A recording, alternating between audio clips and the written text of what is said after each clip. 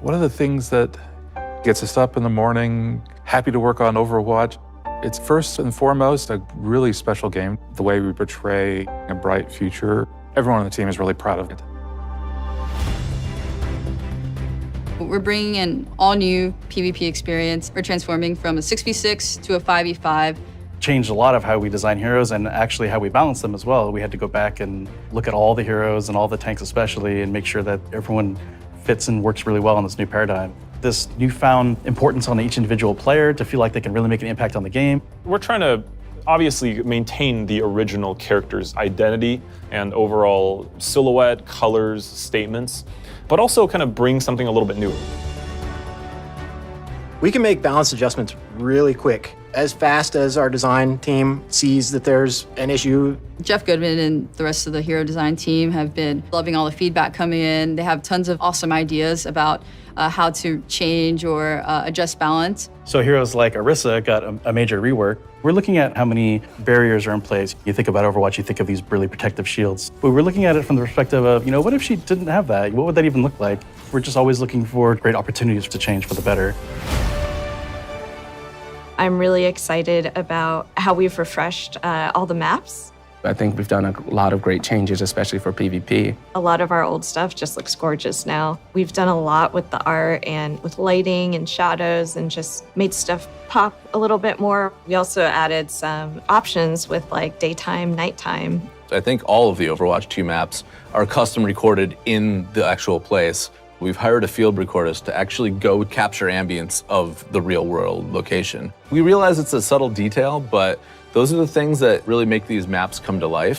We have done a pass playing all the old maps in 5v5 and adjusting things for that kind of setup, whether it's moving cover around just a little bit or tweaking a door. In the beta, we're listening to feedback, so we're going to improve each map based on what the players have been saying. We've been working on these for a little while now, and we're really excited about it. We were really happy with the positive feedback once people were able to play it, and I think it was an important milestone for us to get it in players' hands.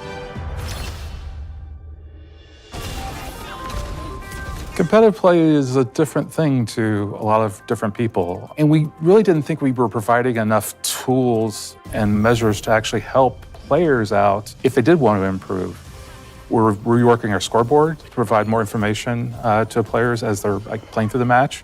But then once they finish the match, we're actually going to provide an after-action report. So you can look at the report while you're in queue. You could actually go into your history section and look. We want to work towards providing you with information that will help you improve your game. We've been getting feedback from a lot of different areas, from our community team, like streamers, influencers. We've also been getting a lot of feedback from Overwatch League players. We do want to actually provide a bit of feeling of progression. So one of the other changes we're making alongside that is not making your skill rating quite so granular. Right now, it's a very hard number. Instead of a numeric skill rating, we're adding these skill tiers within the larger ones. If you see someone at a really high skill tier, you know that that person is not just that good of an Overwatch player, but they've earned it.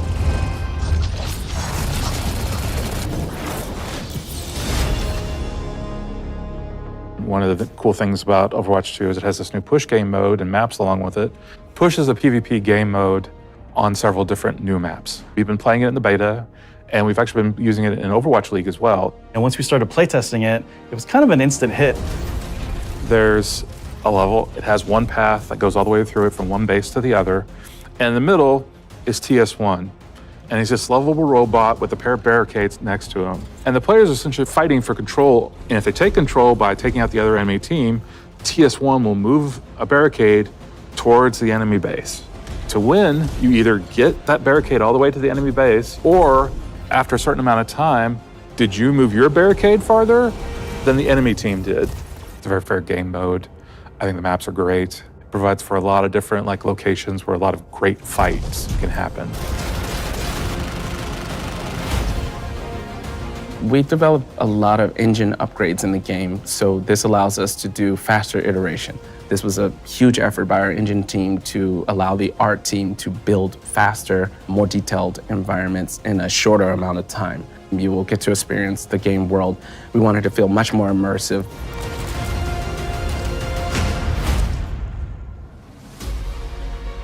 Overwatch 2 is a dream for audio features. It's everything we've ever really wanted to do. We really go into every little bit of detail, trying to find a way that every sound will cut through. When we started on Overwatch 1, we were really focused on the headphone mix. We thought for a PC-first kind of game, we realized that people listen to Overwatch in all types of different places. So now we support home theater, Dolby Atmos in the game.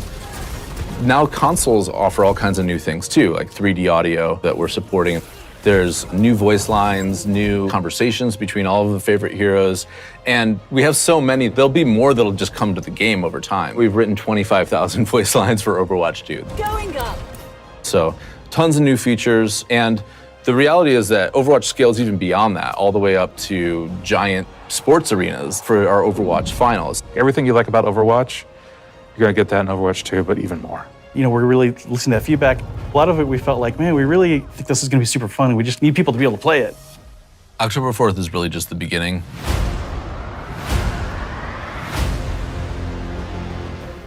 I mean, just amazing work.